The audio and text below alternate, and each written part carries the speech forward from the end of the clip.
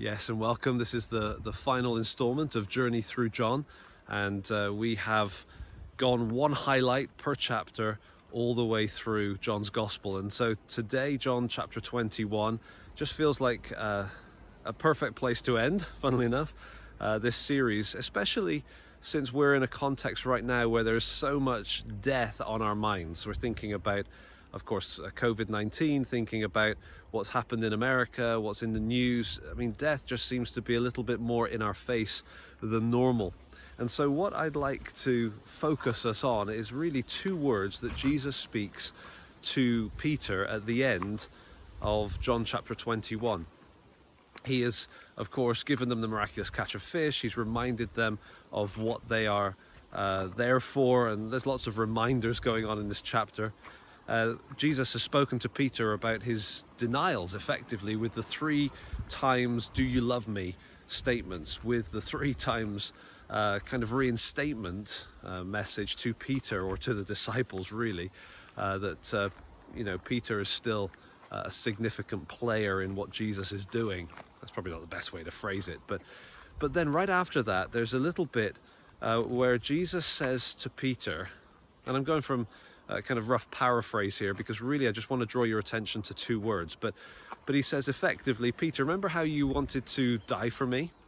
Remember how you were ready to lay down your life for me? And yeah, well, you're going to get that. You're going to get your wish. When you're old, you're going to be led where you do not want to go. You're going to be dressed. You're going to have your arms stretched out. And he describes how Peter is going to die, but it's not soon. It's when you are old. And so Peter had to live with this incredible awareness that in the future he was going to die by crucifixion. That's what's been described. And I just ponder that and think, wow, how can you live with that knowledge?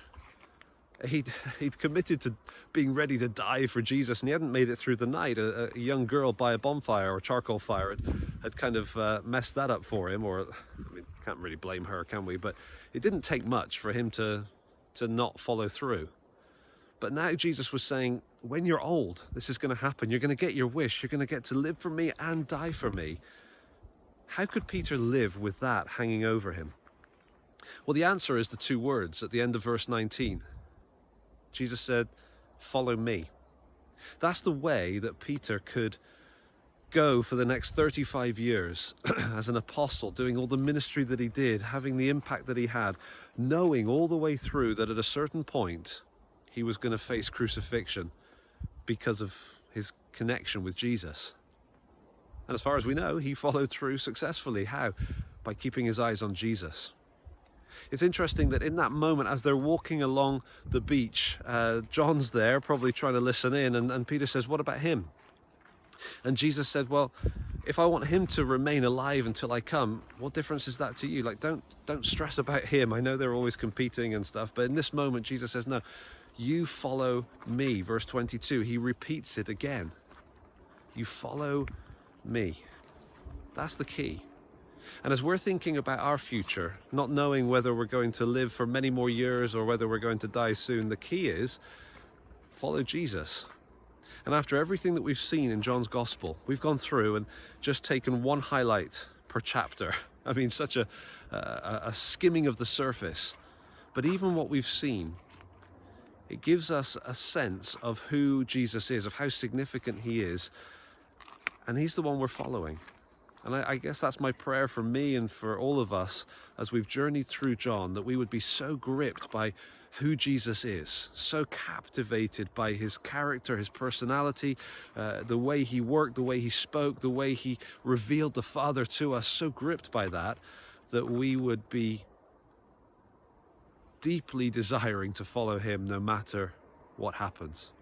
That brings us to the end of Journey Through John. Thank you if you followed through from the beginning, or if this is your first time, thank you for joining. But I just mentioned that I'm planning some other videos, new formats alongside this kind of pursuing God's heart, just me chatting to the camera. There's some new format stuff coming, and it's exciting. We're developing things to bring more and more kind of Cordeo content online, but some of that's going to be John related, so keep your eye out for that, and if you're subscribed to this channel, then you'll get to see it when it comes.